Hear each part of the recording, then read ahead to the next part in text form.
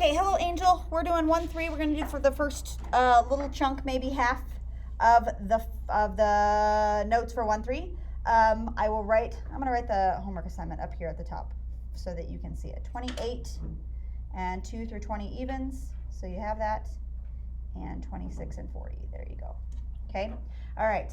1-3 is limits at infinity. We are used to finding limits and looking at like this notation right here, except they usually put a number here, right? So like the limit as x goes to 3 of some function f of x, and then we figure out what that is, right? Like we evaluate that, we find what it is, and we're evaluating at that number.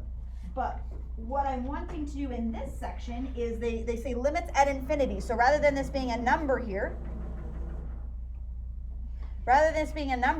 I'm looking at like negative infinity. So this is saying, tell me what the y coordinate is. We're still looking for y coordinates because that's what a limit is. We're looking for the output value. We're trying to find what the output value is as x goes to negative infinity. Which direction is that? As the x coordinate goes to negative infinity. X goes left and right. So as x goes to negative infinity, it's going to the left forever, right? So this is asking right here, this is saying this function, whatever this thing looks like, you guys might know what this thing looks like, as it goes forever to the left, what y coordinate is it approaching?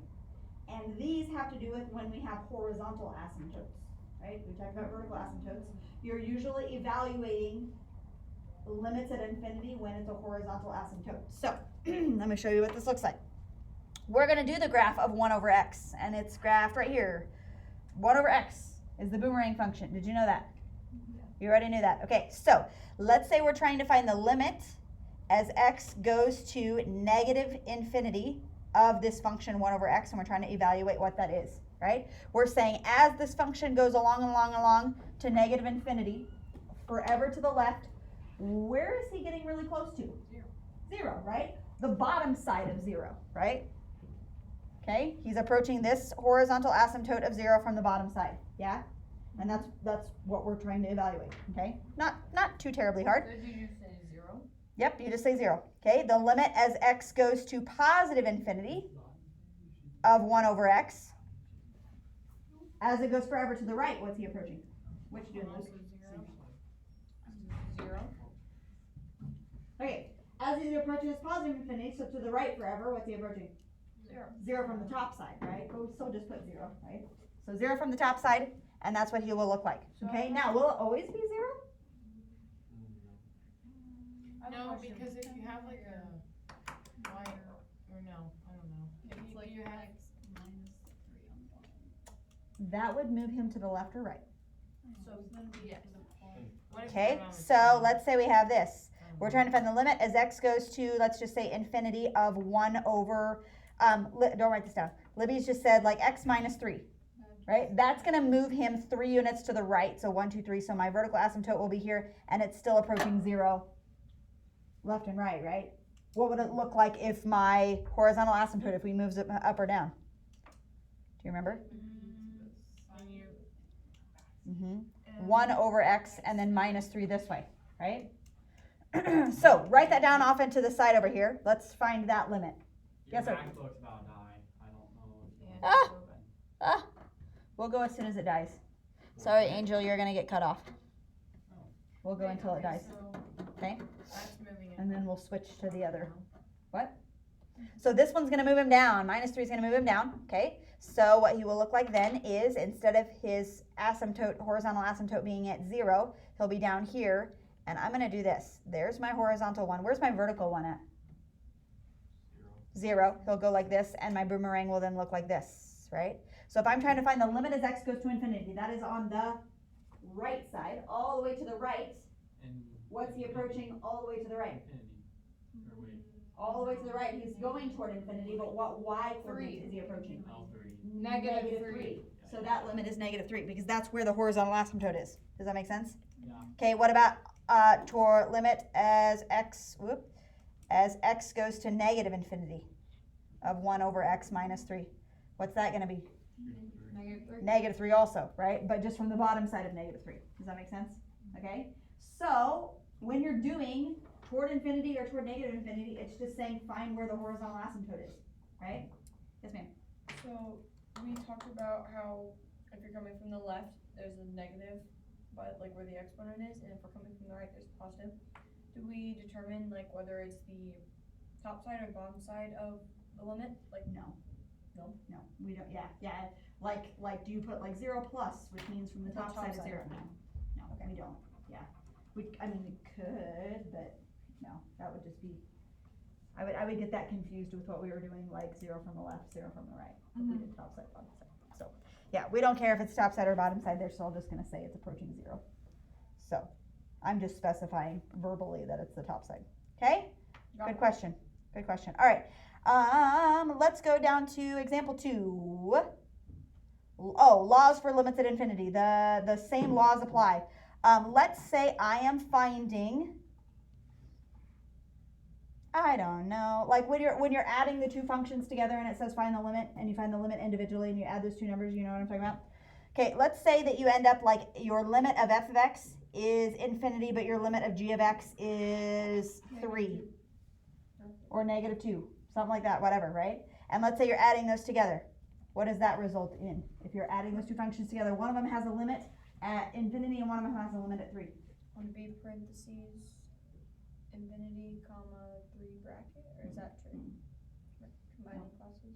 If you're adding an infinite number to 3, you're adding 3 to an infinite number. It's still going to be a really, really, really big number, right? Just 3 more than that, right? So infinity plus 3 is still going to be infinity. What happens if I say f of x times g of x? And the limit of one is infinity and the limit of the second one is 3. It's still going to be a really, really, really big number. So when you're multiplying, when you're adding, subtracting, all that good stuff, we'll talk about division here in a little bit. When you're dividing by a really, really big number. Maybe we should talk about it right now. Yeah, should we talk about it right now? Yeah. While we're on that same track. Okay, so subtraction's the same way. If I add a limit that is infinity to a limit that is 3, if I add those two together, it's still going to be a really big number, right? If I subtract 3 from a really, really big number, it's still going to be a really, really big number, right? If I multiply a really big number by 3, it's going to be an even bigger number, but it's still going to be infinity, right? Okay, if we're dividing, let's say that we have, okay, let's say that f of x, I'll actually write this one out. Let's say f of x and g of x. Let's say our limit for f of x is 3, but our limit for g of x is infinity. Let's talk about what that yields. Okay, let's do this one first. Write this one down also. Over g of x. Let's say that, yeah, let's say instead it's 3, no. Infinity divided by 3. I'm getting ahead of myself. If I take a really, really, really, really big number and I divide by 3, it's still going to be a really, really, really big number. So the second one, his infinity is going to be, or his limit is going to be infinity. Okay, so remember that we're dealing with limits now. What? Is the top one? No? Okay, if you're taking a number and you're dividing by a really, really, really big number. It's gonna be negative. It won't be negative. Maybe a really small number. Let's do some examples here. Okay, let's do this. Okay, let's say my infinite number is 10. 10 is not a very big infinite number, right? 10 is a kind of a small number. But what is 3 divided by 10? 0.3. Let's make 10 bigger. Let's make it 100. 0.03. Let's make it bigger. Let's make our infinite number bigger. Let's make it 1,000. 0.003, right? Times 10 to the 3 divided by 10,000. That's going to be 0.0003. I think I bumped. No, I did it right. Okay. So as my number gets bigger, as that infinite number gets bigger, what's it getting closer to? 0. So if you have a number on top and you have a big limit on the bottom, and you're dividing those functions, and you found the limit of the top number and you found the limit of the bottom of your fraction, and infinity is on the bottom, but like a number is on the top, then it's approaching 0, because as your number gets bigger on the bottom, as it gets bottom heavy, it's going to approach 0. Right? Does that make sense? Okay. Yeah. Well, it's the same way up here. All right. Let's apply that, what we just said, to this thing right here. I'll go to the positive side right here. Okay. So if I'm evaluating, the limit is x goes to infinity of 1 over x. and I start plugging in infinite numbers, I'm taking 1 and I'm dividing by that infinite number, right? And the bigger that number gets infinitely bigger, it's gonna approach 0, right? It's the same way, okay? Does that make sense?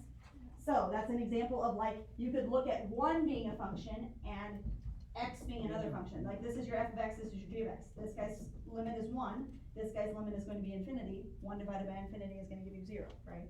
The bigger that Do we have infinite to limit say goes, it equals 0 or it gets closer to 0? it equals 0, because limit is what it gets closest to, right? Limit is what it approaches, like what the y coordinate wants to be, right? It wants to be 0. It's never going to be that because there's an asymptote there, but it wants to be that, but it's never going to be that. Okay? Does that make sense? All right. I gotta pause and see what time we get out of this class. Oh, we got a lunch after this. We have 15 minutes. Okay. Let's do. Maybe let's see where we're at here. Oh, we haven't done example 2, right? So example 2 talks about this guy, and let's say we're doing the limit as x goes to positive infinity, so we're going to the right, if that helps you remember that. We're going to the right, and we're doing 1 over x to the nth power. So like, let's say we have 1 over x to the 4th power, or 1 over x squared, right? We know this guy, right? What is the limit as x goes to infinity of 1 over x? We just did that one. He's approaching 0. Okay, I can take 0 and I can square it, or cube it, or whatever it is. I can do that root or that power on the outside, and it's still going to be 0. So it doesn't matter if it's x squared, x cubed, anything like that. It's still going to approach 0 because you need that power after you find the limit instead. Does that make sense? Okay, I'm in the bottom. Example 2, right? Okay. Same thing with negative infinity. We know that as it approaches negative infinity, going from the left side or forever to the left of 1 over x, his limit